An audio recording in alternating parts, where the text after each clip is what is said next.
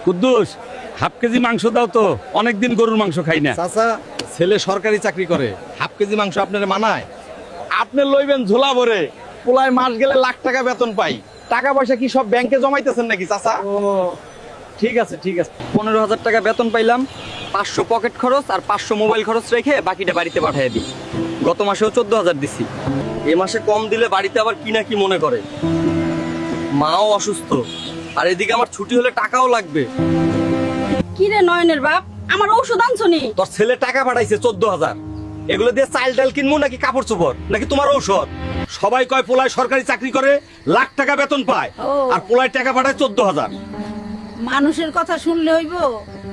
দেখ দোস্ত, পুরো মাস কত কষ্ট করি বাড়ির সুখের জন্য, কিন্তু যে টাকা পাই কুলাই না। বাড়িতে মা অসুস্থ, বউরেও আলাদা করে কোনো টাকা দিতে পারলাম না। তারও তো খরচ আছে।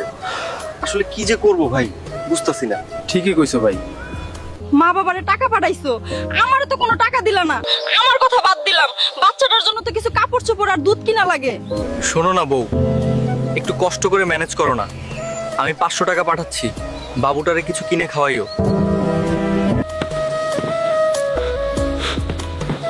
হ্যালো নয়ন, 5,000 টাকা পাঠাই দিস তো। গত মাসের দোকান বাকিটা শোধ করতে পারি নাই, তোর মায়ের ওষুধ কিনতে টাকাও কুলাই নাই।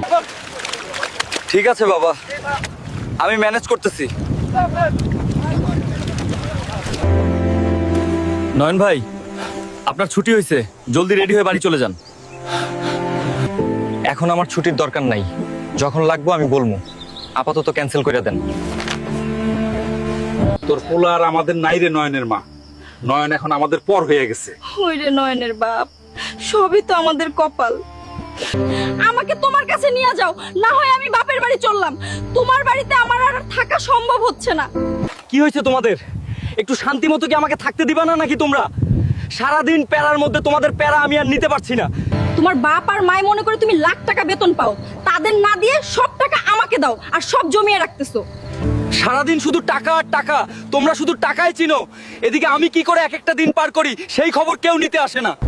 কিরে রে নয়নের বাপ, বাড়িঘর কবে ঠিকঠাক করবা? সময় আসুক করব। পোলায় সরকারি চাকরি করে, লাখ টাকা বেতন পাই, জলদি বানিয়ে নাও। বাবা এসেছে। বাবা এসেছে? বাবা, আমার জন্য পুতুল আনোনি? বাবা নয়ন, তা টাকা পয়সা কত আনলি? জানিসই তো বাড়িতে অনেক দেনা হয়ে গেছে, বাড়িটাও ঠিক করা দরকার। বাবা, আমার নতুন চাকরি। গ্রামের হেডমাস্টার রহিম চাচার সাথে আমাকে মিলালে কি হবে? তাদের চাকরি পুরনো। যা বেতন পাই সব টাকায় তো বাড়িতে পাঠিয়ে দিই, আলাদা করে টাকা জমানোর সুযোগ কই? বেতনটা পাওয়ার 3 দিন পর পকেটে টাকা থাকে না। 15 লক্ষ টাকা দিয়ে জমি বিক্রি করে চাকরিটা নিয়ে দিলাম সুখের আশায়। এখন তো দেখি কিস্তির টাকাটাও হয় না। দোস্ত, সরকারি চাকরি করতেছো, বাড়িঘর করবি কবে? করব ভাই। পেনশন যাওয়ার পর করব। কি বলিস দোস্ত? আমরা 7 বছরে ইতালি গিয়ে বাড়িঘর সব করে ফেললাম, আর তোর এই অবস্থা কেন? আচ্ছা, বেতন পাস কত? পাই 20-22 হাজার, এই আর কি। আরে কি বলিস, মাস গেলে রিক্সাওয়ালা অটোওয়ালারাও তো ডাবল কামাই করে।